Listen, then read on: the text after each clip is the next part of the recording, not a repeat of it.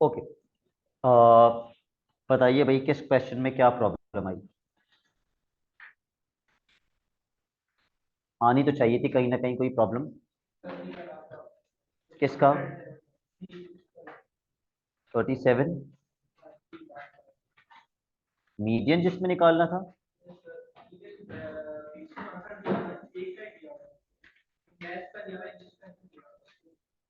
अच्छा, मैथ का दिया हुआ है, इंग्लिश का नहीं दिया हुआ।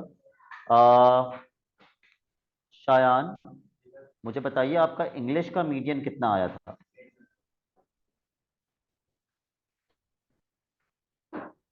मुझे सॉल्व आपको एक ही क्वेश्चन करवाना है आज आफ्टर डिस्कसिंग दी होमवर्क, पर वो मुश्किल है। इंग्लिश का मीडियन 60 आया था। ठीक है, 56, 59, 60 मार्क्स। क्योंकि एक्स एक्स की वैल्यू थी ना, 50% पे जाके एक्स निकाला था आपने, तो एक्स एक्सेस पे मार्क्स थे। मैथ का median,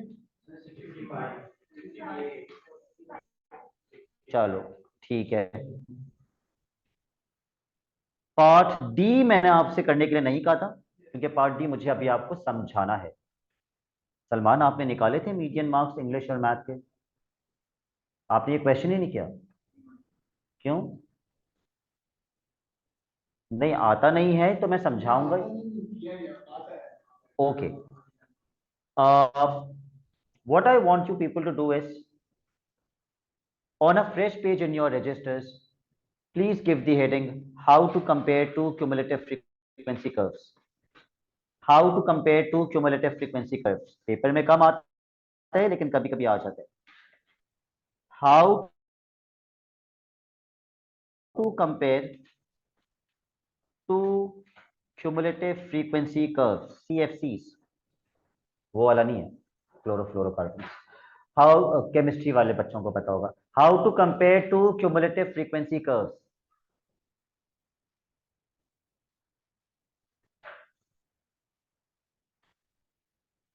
point number one, median is used to compare two cumulative frequency curves।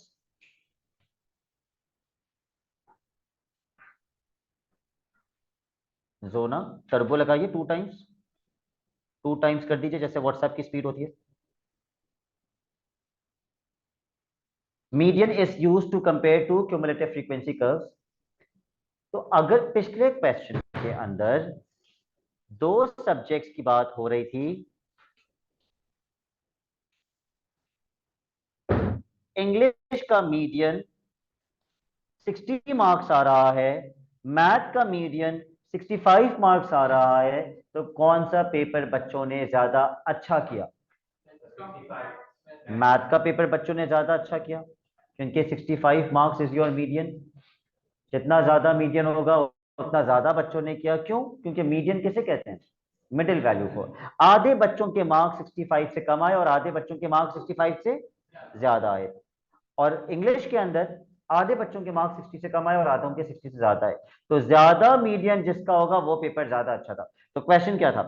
State with the reason which you think is the easier test. Which test is easier? Math. What reason are you going to give? No.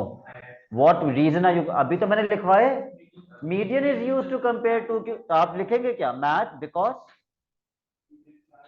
because the median for math is higher than the median for English. Because the median for math is higher या is greater than the median for English. हाँ, अभी इसका answer लिख लो ताकि मैं आगे आपको लिखवा दूं।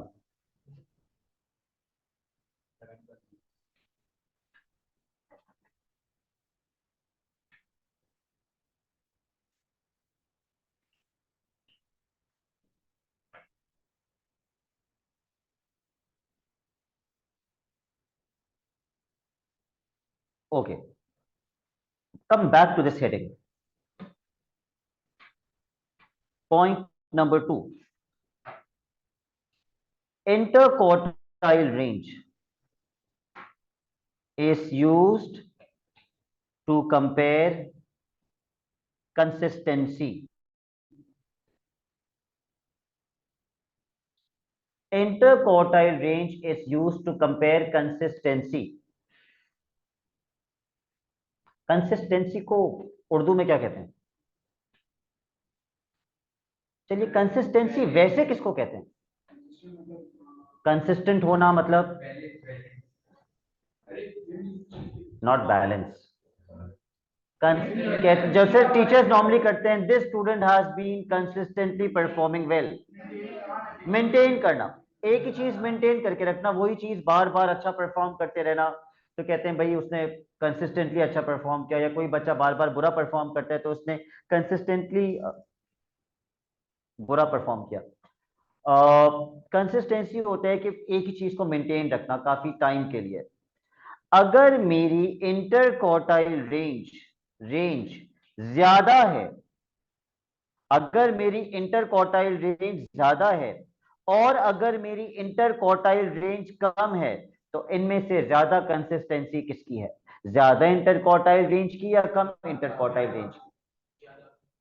कम की, क्योंकि वैल्यूज एक जैसी आ रही हैं, मैं एक जैसा परफॉर्म कर रहा हूं हर बार। अगर मेरा इंटरक्वार्टाइल रेंज बहुत छोटा है, मेरी रेंज बहुत छोटी है, रेंज छोटी है मतलब मेरे मार्क्स की रेंज बहुत कम है, मतलब 80 में से फॉर एग्जांपल 100 मार्क्स का पेपर है,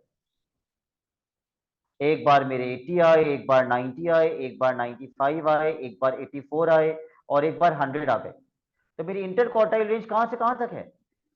80 से लेकर 100 तक। बहुत छोटी रेंज है, सिर्फ 20 मार्क्स की। लेकिन इसी 100 मार्क के टेस्ट में एक बच्चा था, उसके कभी 20 आए, कभी 40 आए, कभी 60 आए, कभी 80 आए और कभी 100 आ गए, तो उसकी रेंज कितनी हुई? 20 से लेकर 100 तक। तो कौन सा बच्चा कंसिस्टेंटली अच्छा कर रहा है? ये वाला जिसकी इंटरक्वार्टाइल रेंज कम है, जिसकी रेंज बहुत छोटी है।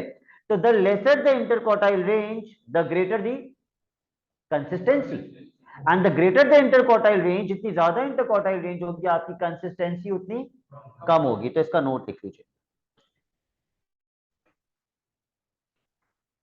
The greater the interquartile range,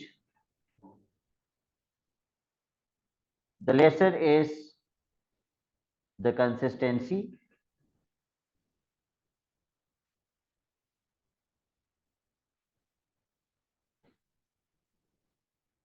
and वो क्या कहते हैं उल्टा, वाइस वर्सा।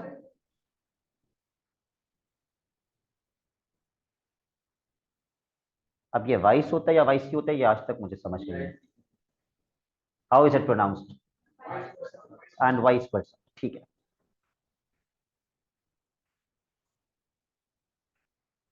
तो भाई इस क्वेश्चन के अंदर जो आपको रीजन लिखना था कि कौन सा टेस्ट आसान है, उसके लिए हमें दोनों क्यूमुलेटिव फ्रीक्वेंसी कर्व्स के क्या कंपेयर किए, उनके क्या कंपेयर किए? मीडियन कंपेयर किए। जिसका मीडियन ज्यादा था वो टेस्ट आसान था, जिसका मीडियन कम था वो टेस्ट मुश्किल था। और कोई क्वेश्चन होमवर्क का जवाब से नहीं हो सका? वरना फिर मैं सबसे मुश्किल क्वेश्चन पे चले जाऊंगा। ठीक है,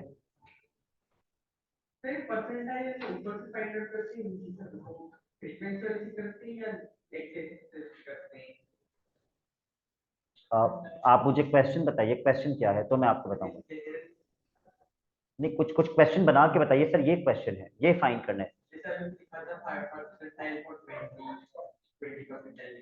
अगर क्वेश्चन कह रहे फाइंड द 20th परसेंटाइल, तो 20th परसेंटाइल का फॉर्मूला क्या होगा? 20 upon 100 multiply by total frequency TH observation. फिर यहां से हमें ऑब्जर्वेशन मिलेगी। ऑब्जर्वेशन किसकी वैल्यू होती है? y की वैल्यू होती है। फिर वहां से y से जाके क्या निकालेंगे? x निकालेंगे। All right, question number 34। ये एक डिफिकल्ट क्वेश्चन है, एक ही बार पेपर में ऐसा क्वेश्चन आया है, तो ये भी मैं आपको करवा देता हूं। सबसे पहले क्यूमुलेटिव फ्रीक्वेंसी का टेबल फिल कर लीजिए by adding the frequencies. It should not take you more than a minute. लेकिन मैंने पूरा क्वेश्चन नहीं दिया होगा। ओके, DEF नहीं दिया, तो ये वाला ग्राफ निकाल लीजिए। ठीक है, ये वाला ग्राफ निकाल लीजिए। क्वेश्चन नंबर कौन सा है ये? 34। भाई कोई शयान को पेज नंबर बता दे। क्वेश्चन नंबर 34 ढूंढने में इतना टाइम तो नहीं लगना चाहिए। एक्स एक्सिस हमारा स्टार्ट हो रहा है। Did you start your x axis from 50? 50 से स्टार्ट किया आप लोगों ने एक्स एक्सिस? नहीं, 0 से ही करेंगे। हाँ, लेकिन पूरा कंप्लीट नहीं किया था क्वेश्चन। तो अगर आपने 50 से स्टार्ट किया है सलमान, तो आपने 50 पे तो 1 था, यहां से यूं बनाया है।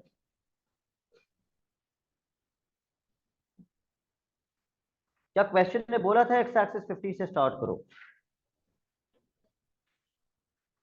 आपको तो यहां से 50 से स्टार्ट करना चाहिए था, 50 पे 1 मार्क करना चाहिए था, और पीछे आके कहां खत्म करना चाहिए था? 0 पे।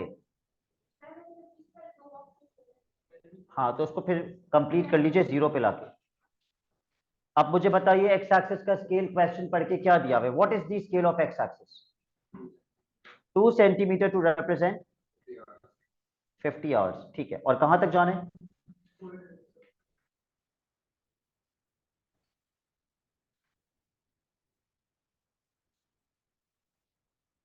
ठीक है, तो मैं इसको जल्दी से पार्ट ए का ग्राफ बना लेता हूं ताकि आगे के पार्ट्स में आपको समझा सकूं। थोड़ा सा मुश्किल है ये, इसलिए कह रहा हूं। नहीं, पूरा नहीं दिया था मैंने। आपने पूरा कर लिया होगा साथ, मैंने पूरा क्वेश्चन नहीं दिया था। वाई एक्सिस का स्केल क्या है और कहां तक जाने हैं?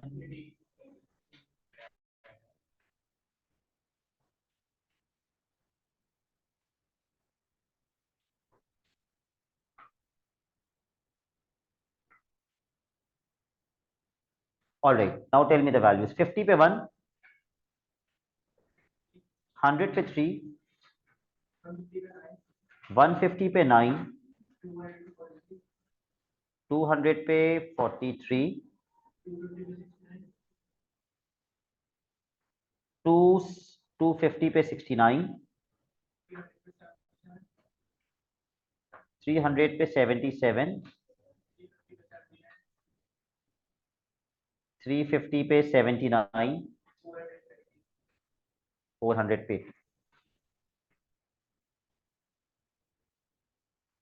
तो मैं इन सबको ज्वाइन कर रहा हूं bye a smooth curve.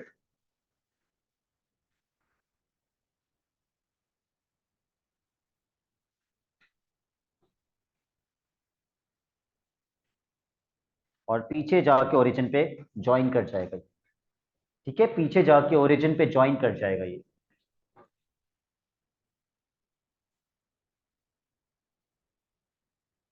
Right Shyam? Okay, ये आप सबने बनाया हुआ है आई एम अस्यूमिंग, क्योंकि ये मैंने होमवर्क में दिया था। उसके बाद आपको निकालना था इसका मीडियन। 50% ऑफ टोटल फ्रीक्वेंसी से आपने मीडियन निकाला होगा। जैनब, आपका मीडियन कितना आया था? इतनी मर्दाना आवाज जैनब की।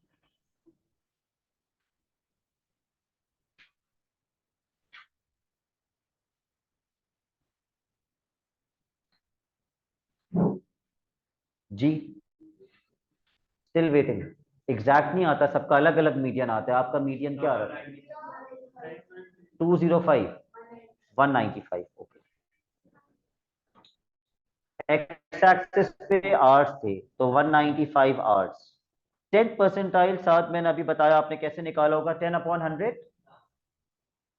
हाँ, multiply by total frequency TH observation. तो इसका मतलब 10/100, what is the total frequency? 80 TH observation. तो ये बना होगा 8 ऑब्जर्वेशन। तो यहाँ 8 से हम गए होंगे और हमने x की वैल्यू निकाली होगी, वो कितनी आई?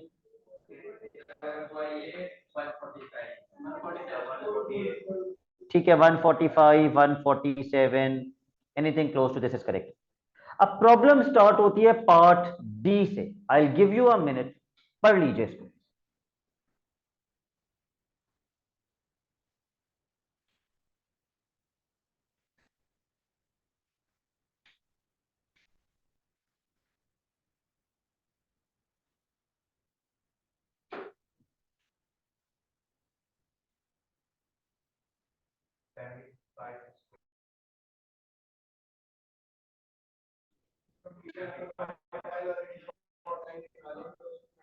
आपको इतना डेटा देकर उसने बोला है क्या बनाओ, क्यूमुलेटिव फ्रीक्वेंसी कर्व उसी ग्राफ के ऊपर, बल्ब बी के लिए। अभी तक क्यूमुलेटिव फ्रीक्वेंसी कर्व हम बनाते थे टेबल को देखकर, अब क्यूमुलेटिव फ्रीक्वेंसी कर्व हम बनाएंगे एक वर्ड प्रॉब्लम को देखकर। ओके, उस वर्ड प्रॉब्लम से हम क्या आइडेंटिफाई करेंगे? Let's look at the first data. 3 bulbs lasted 50 hours or less। Time किस एक्सिस पर है और बल्ब्स किस एक्सिस पर हैं? टाइम एक्स एक्सिस पर है और बल्ब्स वाई एक्सिस पर हैं। तो हमें कैसे पता? सिर्फ यही नहीं, यहां भी लिखा हुआ था हॉरिजॉन्टल 50 आवर्स, हॉरिजॉन्टल एक्सिस पे टाइम था, वर्टिकल एक्सिस पे बल्ब्स थे। ओके, तो मुझे बताइए यहां से मेरा कोऑर्डिनेट क्या बनेगा? 3,50 या 50,3? 50,3, क्योंकि x पहले आता है, y बाद में आता है। एक कोऑर्डिनेट तो मिल गया। अब आते हैं अगले डेटा पे।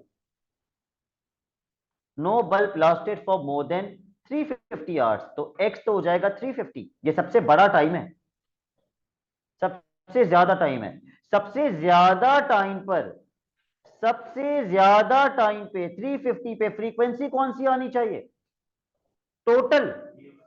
और वो टोटल फ्रीक्वेंसी कितनी है? 80 बल्ब है ना। अब ये तो नहीं हो सकता कि 350 के ऊपर आप बोलेंगे जीरो लगा दें सर, यूं फ्रीक्वेंसी कर्व जाके यूं खत्म हो जाएगा, ऐसे तो नहीं होगा। क्यूमुलेटिव फ्रीक्वेंसी कर्व तो ऊपर जाते हैं, सबसे ज्यादा टाइम अगर 350 है तो उस पर फ्रीक्वेंसी भी सबसे ज्यादा होनी चाहिए, और वो सबसे ज्यादा का मतलब है टोटल बल्ब कितने थे? 80। एक कोऑर्डिनेट यहां से आ गया। मसला स्टार्ट होगा यहां से। The median time was 250 hours. Median किसकी वैल्यू होती है? मिडिल एक्स की वैल्यू होती है। टाइम 250 दिया हुआ है, इसका वाई कैसे निकालूं?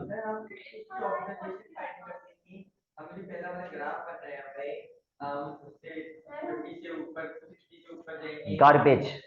Anybody else? Very good. बस बस, उससे ज्यादा नहीं करेंगे। मीडियन का मतलब कितना परसेंट होता है? 50% of total frequency. 50% of total frequency, what is your total frequency? 80। तो 50% ऑफ 80 कितना होता है? 40th observation. इसका मतलब क्या है कि 40th ऑब्जर्वेशन से जाकर जब मैं एक्स निकाल रहा हूं तो कितना आ रहा है? 40th ऑब्जर्वेशन, 40th ऑब्जर्वेशन से जाकर जब मैं एक्स निकाल रहा हूं तो एक्स कितना आ रहा है? 250। तो इसका मतलब जुनैरा, जब एक्स 250 है तो वाई कितना है? 40।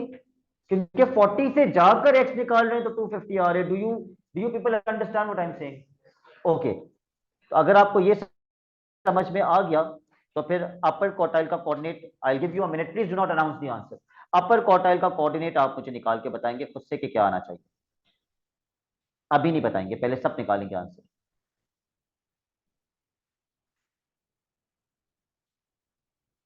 निकाल लिया हैदर आप? ओके।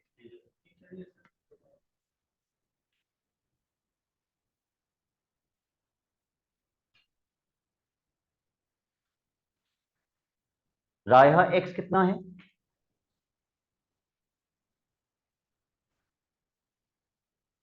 275। और अपर क्वार्टाइल निकालते कैसे हैं? कितना परसेंट यूज करते हैं? तो 75% ऑफ टोटल फ्रीक्वेंसी कैलकुलेटर है आपके पास, निकालिए जरा कितना आएगा।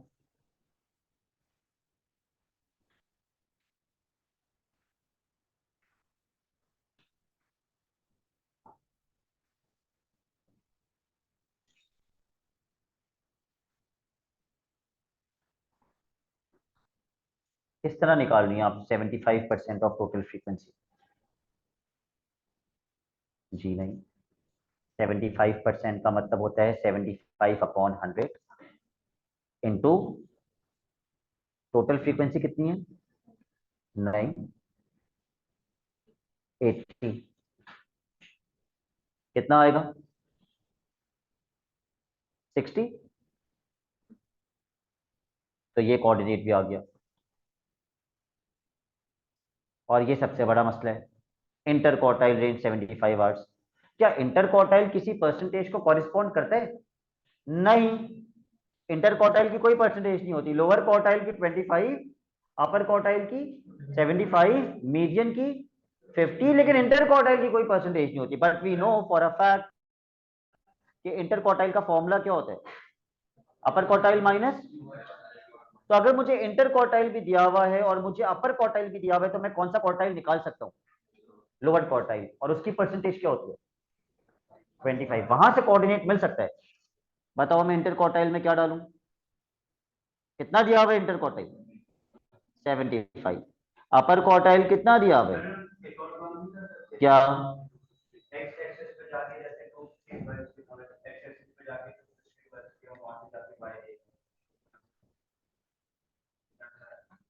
तो ये तो ग्राफ बनाना है, अभी आप जाएंगे कैसे? जो बना हुआ ग्राफ है उसका इससे थोड़ी कोई ताल्लुक। ये तो नया ग्राफ बनाना है। ठीक है। अच्छा, यहां से मैं माइनस लोअर क्वार्टाइल वहां लेके जा रहा हूँ और 75 वहां लेके जा रहा हूँ, ताकि माइनस लोअर क्वार्टाइल वहां जाके क्या हो जाए? Plus lower quartile. 275 माइनस 75 कितना आ गया लोअर क्वार्टाइल? 200। तो लोअर क्वार्टाइल आ गया 200। और उसके सामने फ्रीक्वेंसी कितनी होनी चाहिए? लोअर क्वार्टाइल कितना परसेंट होता है? तो 25% ऑफ टोटल फ्रीक्वेंसी निकालिए, बताइए कितनी ऑब्जर्वेशन आ रही है? 20। तो कोऑर्डिनेट क्या बनेगा? 200 कॉमा 200 कॉमा 20। ये 20 कैसे आया शेरोज? ये 20 कैसे आए? ये सारे वाई मेरे पास कैसे आ रहे हैं? अपर क्वार्टाइल के, लोअर क्वार्टाइल के, मीडियन के, ये वाई की वैल्यू कैसे आ रही है? फ्रीक्वेंसी की वैल्यू कैसे मिल रही है? तो मीडियन के लिए कितना परसेंट यूज किया हमने? 50% ऑफ टोटल फ्रीक्वेंसी, वो वाई की वैल्यू मिल गई। अपर क्वार्टाइल के लिए 75% ऑफ टोटल फ्रीक्वेंसी, वाई की वैल्यू मिल गई। लोअर क्वार्टाइल के लिए 25% ऑफ टोटल फ्रीक्वेंसी, वाई की वैल्यू मिल गई। इतने कोऑर्डिनेट्स काफी हैं कर्व बनाने के लिए। ये कोऑर्डिनेट्स ग्राफ पे मार्क कीजिए, उसी ग्राफ पे जो आपने बनाया था, और बल्ब बी का ग्राफ बना लीजिए।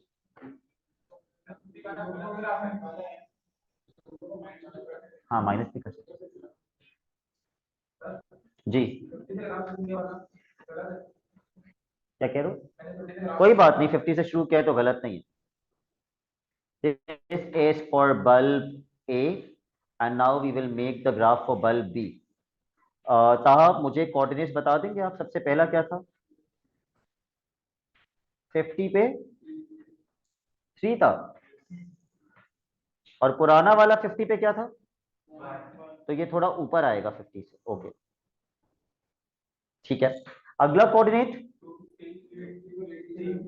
350 पे 80। अच्छा, वो तो 350 तक जा भी नहीं रहा था, वो 400 तक जा रहा था। ये सिर्फ 350 तक जा रहे हैं। बिल्कुल।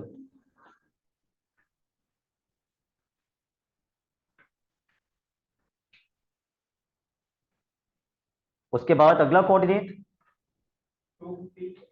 250 पे 40, 275 पे 60। ओके।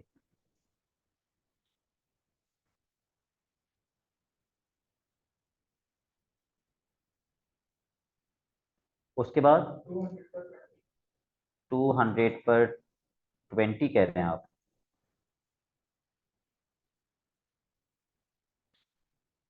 ये है 20। ओके,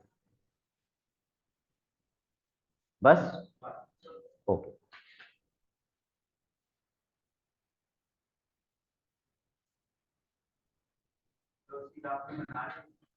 उसी पे ही बनाना है।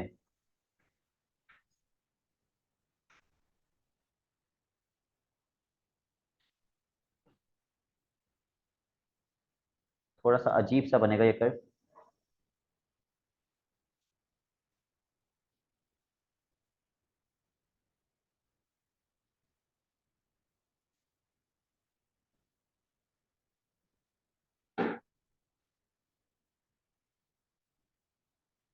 बना लिया साथ आपने?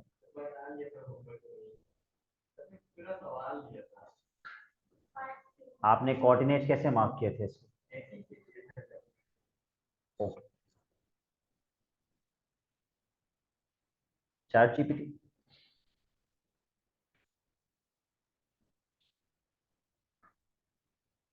बना लिया सबने कर्व? कर लेना, ये बहुत इंपॉर्टेंट क्वेश्चन है, मुश्किल भी है और इंपॉर्टेंट भी है।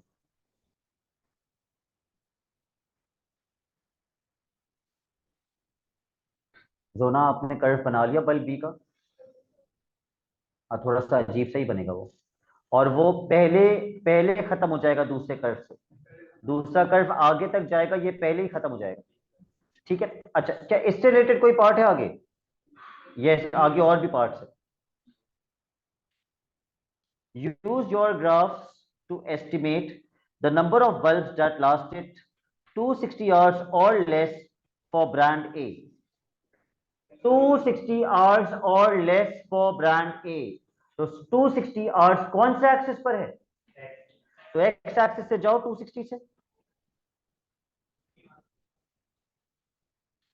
260 से जाओ एक्स एक्सिस से ब्रांड ए के लिए पहले।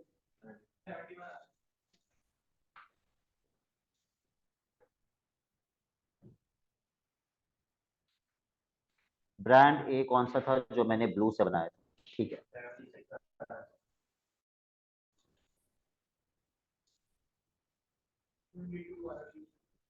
मेरा तो बहुत ही गलत आ रहा है, तो मैं थोड़ा सा चीटिंग कर लेता हूँ। पीछे क्या आ रहा है? ठीक है, तो 70, 70, 71, 72। लेकिन एक बात बताओ मुझे, ये वो बल्ब्स हैं, these are the bulbs which lasted for 260 hours or less। अगर वो बोलता 260 आवर्स और मोर, तो वो कौन से बल्ब होते हैं? इससे ऊपर वाले। लेस वाला बोल रहे हैं, इसलिए ये वाले ले रहे हैं, जो कि कितना आ रहे हैं? 70, 72, 71, जो भी आप लोगों का आ रहा है, जो भी आपका आ रहा है। आपका 71 आ रहा है तो आप 71 लिख दें, आपका 72 आ रहा है तो आप 72 लिख दें। और सिर्फ इसी का नहीं, ब्रांड ए का नहीं निकालना, ब्रांड बी के लिए भी निकालना है। अब दोबारा 260 से जाओ, दोबारा 260 से जाओ ब्रांड बी के लिए।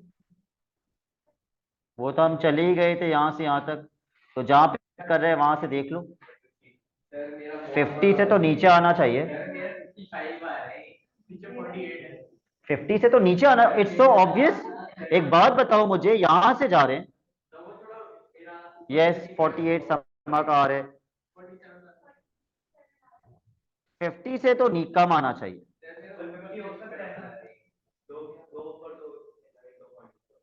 50 कैसे आ रहे हैं?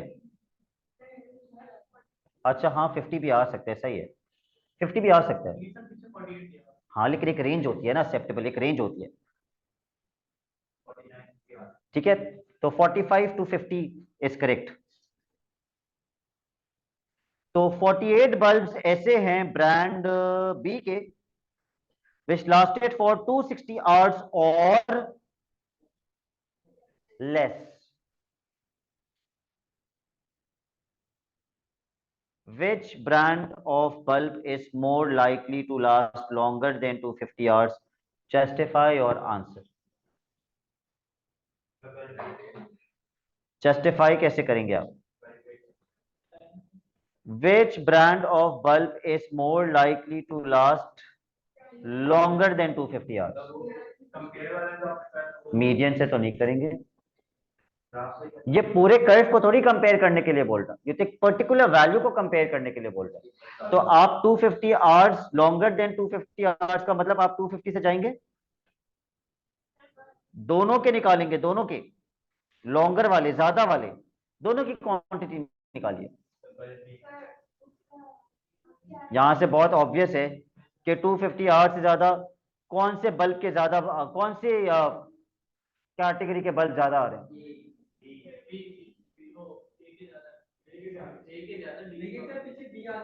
बेटा एक बात बताइए, 250 आवर्स में आ गया, ये कौन से कर्व से गया हूं मैं?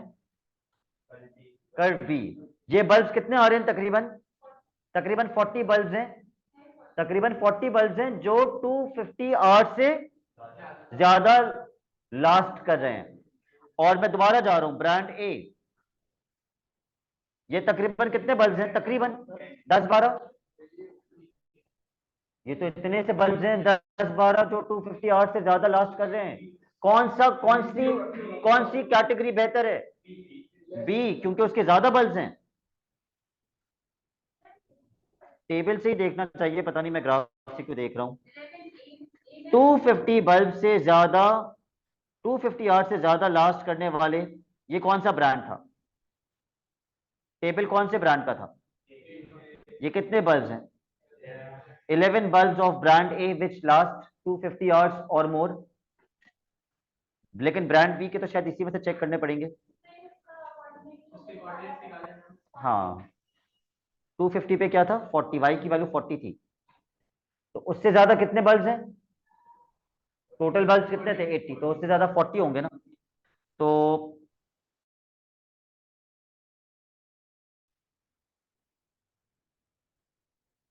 ब्रांड ए हैज 11 बल्ब्स, नहीं रीजन भी देने ना, where as brand B has कितने bulbs? 40 bulbs which last longer than 250 hours, hence brand B is more likely to last longer than 250 hours.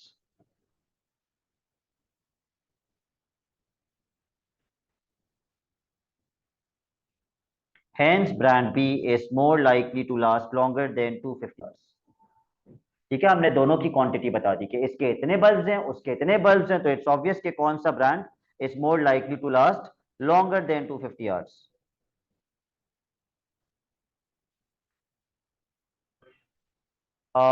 There was one question जो मुझे discuss करना था, जिसमें कंसिस्टेंसी डिस्कस करनी थी इंटर क्वार्टाइल रेंज के हिसाब से। Can you look for any question in the past papers जिसमें क्यूमुलेटिव फ्रीक्वेंसी का क्वेश्चन हो और कंसिस्टेंसी के ऊपर पूछा हुआ हो?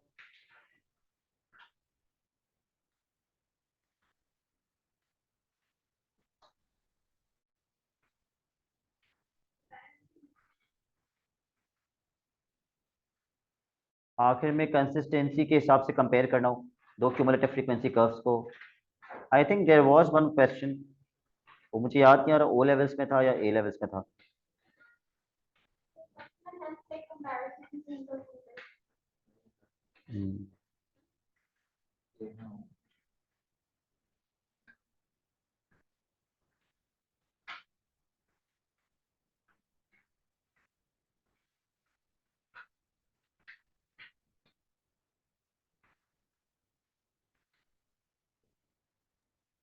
क्वेश्चन 35 का पार्ट 3 का सी था। उसके अलावा वो तो कंपैरिजन है ना, उसमें कंसिस्टेंसी का नहीं पूछा हुआ।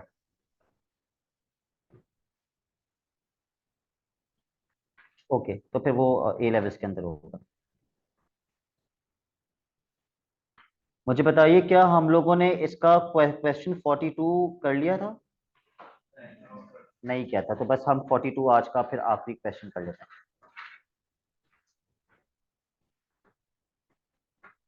आप इस टाइप के काफी क्वेश्चंस आप रिसेंट पास पेपर्स में देखेंगे।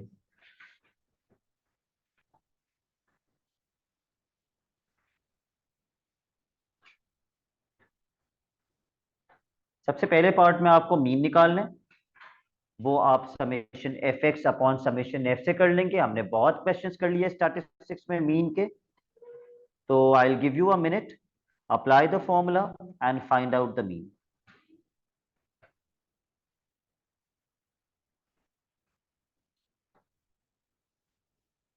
बस 1 मिनट से ज्यादा नहीं लगना चाहिए। 1.24, ठीक है, मैं कंफर्म कर लेता हूँ।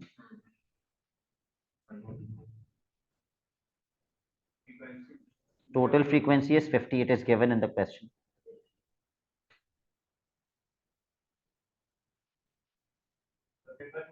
Paper 2. This is paper 2. You can use calculator. I hope everybody is getting 1.24. ठीक है, फिर मैं इसका नेक्स्ट पार्ट पेस्ट कर रहा हूँ।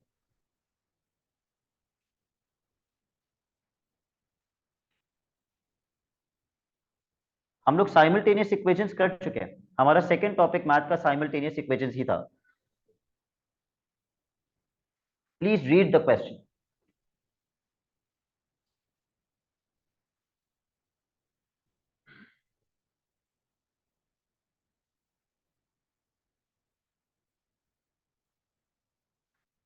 उसने कहा मीन उतना ही है जितना पहले था।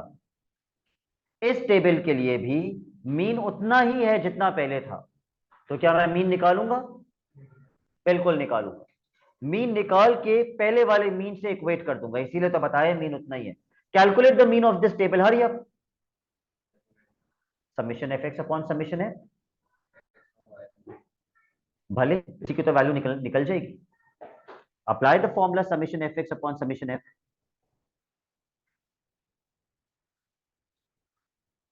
सबसे पहले 0 multiply by X, 0, plus 1 multiply by 37, 37, plus 2 multiply by Y, 2y, plus 3 multiply by 5, 15, upon what is the total frequency?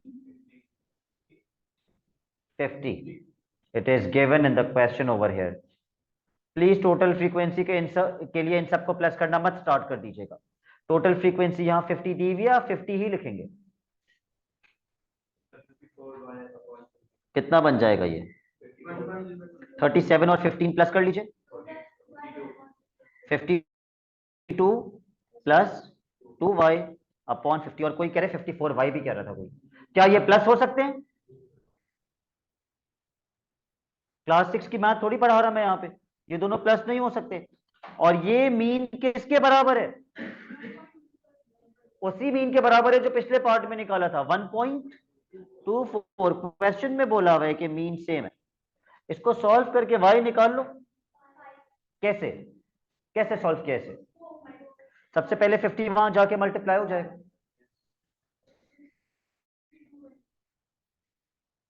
Calculator से मल्टीप्लाई करेंगे हम लोग। पेपर 2 है, 50 मल्टीप्लाई बाय 1.24 इज 62। उसके बाद 52 वहां जाके 62 से माइनस, व्हाट इज 62 माइनस 52? 10। 2 वहां जाके डिवाइड, 5 आ जाएगा।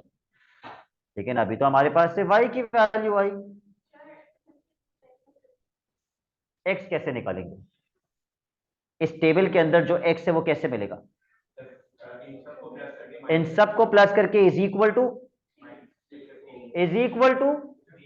50, क्योंकि टोटल फ्रीक्वेंसी 50 के बराबर है, क्वेश्चन में बताई हुई है। इन सबको प्लस करके इज इक्वल टू 50 कर दीजिए और y में y की वैल्यू पुट कर दीजिए। x plus 37 plus y plus 5 is equal to 50। तो मैं y में y की वैल्यू पुट कर रहा हूं।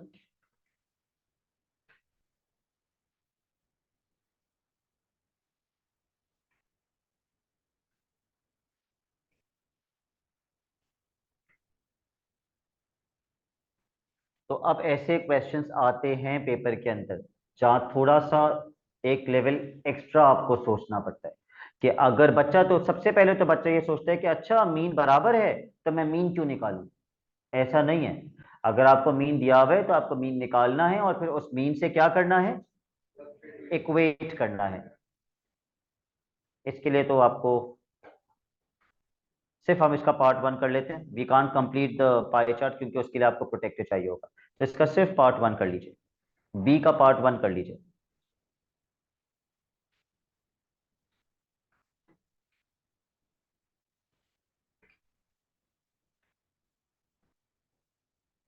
पाई चार्ट में एक हेडिंग हमेशा किसकी बनती थी? जी नहीं, एंगल की।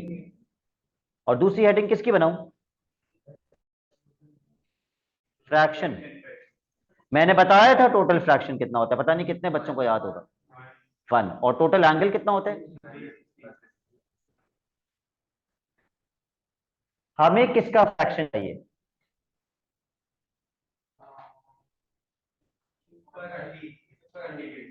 सुपर अनलेटेड। लेकिन ये एंगल से नहीं होगा। मुझे यहां पे एंगल की हेडिंग मिटा के किसकी हेडिंग लगानी पड़ेगी? परसेंटेज भी नहीं है। क्वेश्चन में क्या दिया हुआ है बेटा? क्वेश्चन पढ़ो, क्या दिया हुआ है? एंगल नहीं दिए हुए आपको। आपको क्या दिए हुए?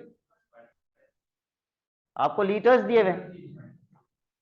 तो टोटल लीटर्स कितने हैं जिसके आगे फ्रैक्शन वन आएगा? Total litres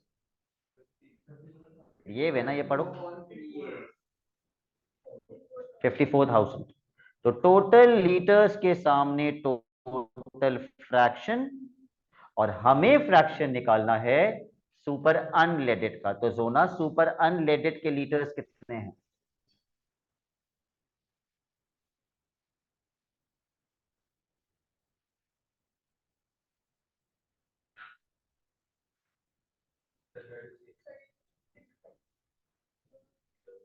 thirty six zero zero zero, जिसको नॉर्मल जबान में 36,000 कहते हैं, उसके सामने एक्स। तो हमें सुपर अनलेटेड का फ्रैक्शन मिल जाएगा।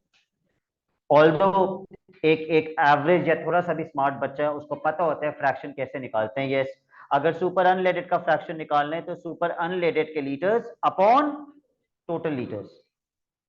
खैर, आप क्रॉस मल्टीप्लाई करके पढ़ लें।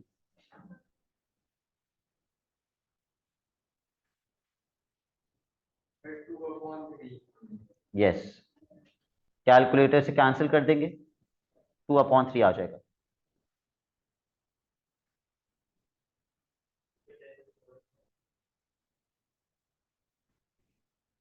ठीक है, फिर कल से हम लोग नया टॉपिक स्टार्ट करेंगे, लीनियर इनइक्वालिटीज। मुश्किल टॉपिक है। आपका कोऑर्डिनेट ज्योमेट्री स्ट्रांग होना चाहिए अगर आपको लीनियर इनइक्वालिटी समझना है। ठीक है, तो थोड़ा सा कोऑर्डिनेट ज्योमेट्री रिवाइज करके आना please. That's it for today. Allah Hafiz.